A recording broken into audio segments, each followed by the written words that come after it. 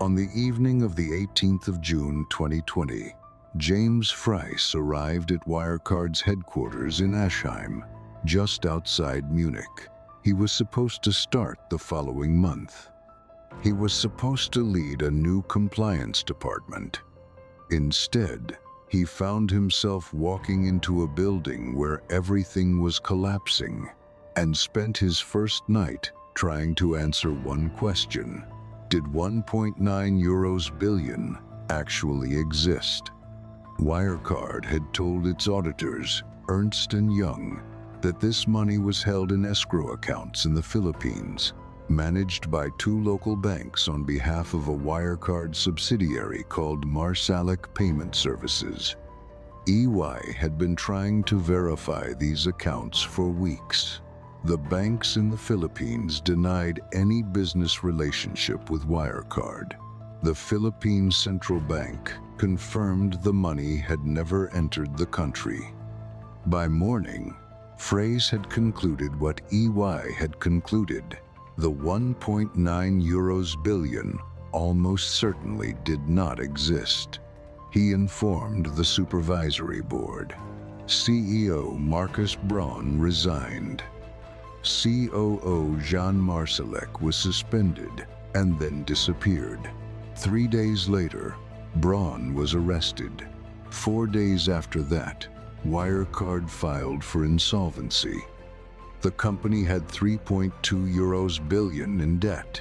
It sold its main business unit to Santander 5 months later for 100 million. The DAX company that SoftBank had valued at over 24 billion just a year before was gone. The money had never been there, and the people who should have found that out years earlier had been too busy prosecuting the journalists who were trying to tell them. Wirecard was founded in 1999 Munich during the first dot-com boom.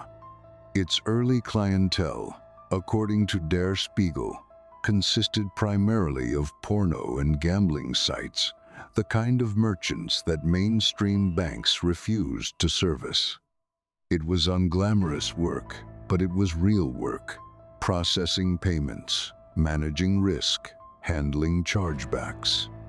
In 2002, the company was close to collapse after the dot-com bust.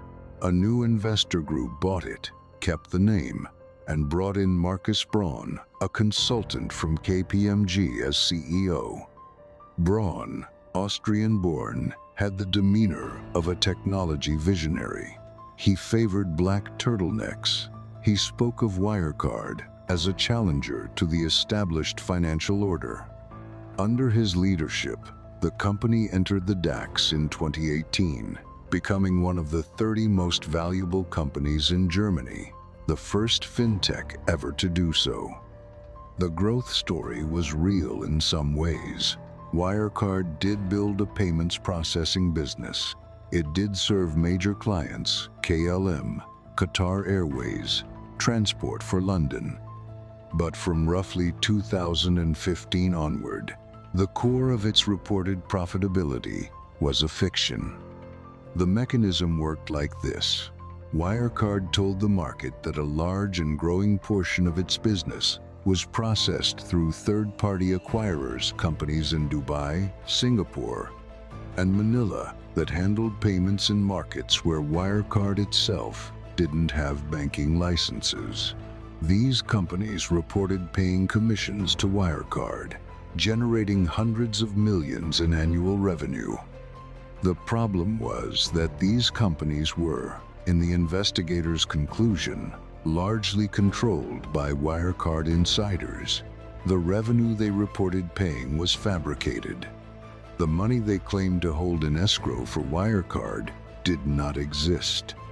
By 2019, 3 outsourced partners in Dubai, Singapore, and Manila were supposedly generating more than €500 million in annual revenue. More than half of Wirecard's entire profit came from companies that had no obvious signs of operating at that scale. Field investigators sent by the Financial Times found, in some cases, small offices with a handful of staff.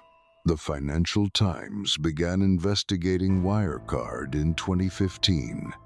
Reporter Dan McCrum and his colleagues spent 4 years publishing findings, inconsistencies in the accounts, questions about the third-party acquirers, evidence of round-tripping transactions that pointed directly at the fraud.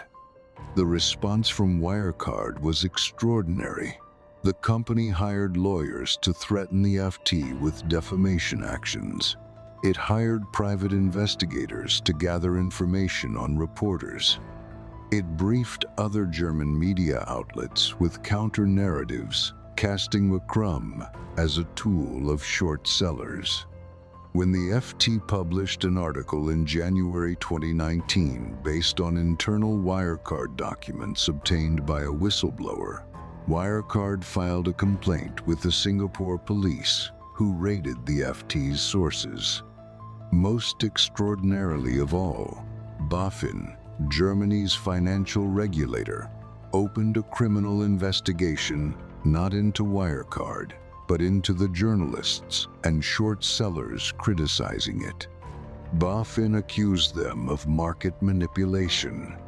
It imposed a ban on short selling of Wirecard shares in February 2019, citing the need to protect market confidence. It was the first time BaFin had ever imposed such a ban on a DAX company. The European Securities and Markets Authority later found that BaFin had violated EU rules in doing so. BaFin's president, Felix Heufeld, eventually called the Wirecard scandal a complete disaster. He resigned shortly after. While BaFin was protecting Wirecard, EY was signing its accounts. EY had audited Wirecard since 2009. It signed off on annual reports containing the 1.9 billion in escrow accounts it had never independently verified with the banks holding the money. When it finally attempted to do so in 2020 and failed, the company collapsed in 8 days. The most cinematic figure in the Wirecard story is not Markus Braun, who is now on trial in Munich. It is Jan Marsalek. Marsalek, Austrian-born, joined Wirecard's technology team in the early 2000s and rose to become COO. He was, by all accounts, a man of unusual breadth. He spoke multiple languages, cultivated relationships across the intelligence community, and ran what investigators describe as a secret headquarters in Vienna, next door to the Russian embassy, where he entertained spies, arms dealers, and political figures. He had contacts in Libya, Ukraine, Russia, and across the Middle East. He had been involved in discussions about Libyan paramilitary financing. He had, according to multiple sources, worked as an informant for or asset of the Russian intelligence services. When Wirecard suspended Marsalek on the 19th of June 2020, he disappeared. He produced immigration records suggesting he had boarded a flight to the Philippines. They were later discovered to be forged. He had in fact been transported to Belarus and from there to Russia, using a network of contacts from his intelligence career. As of today, Marsalek is believed to be in Russia.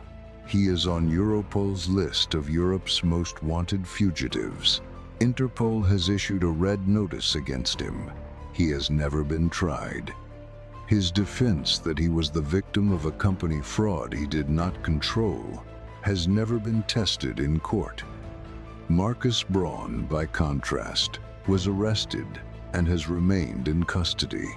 His trial began in Munich in 2022 and has proved extraordinarily complex. Braun's defense is that Marsalek was the mastermind, that Braun was himself deceived by the man he trusted most. The trial is expected to conclude in late 2025 or 2026.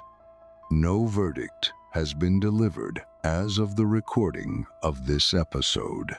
The Wirecard scandal changed German financial regulation. BaFin was restructured. New rules were introduced requiring auditor rotation for major companies. The DAX's entry criteria were tightened. The European Commission called for broader reform of financial supervision across the EU. What did not change is harder to measure. The scandal exposed a pattern that appears in financial fraud again and again.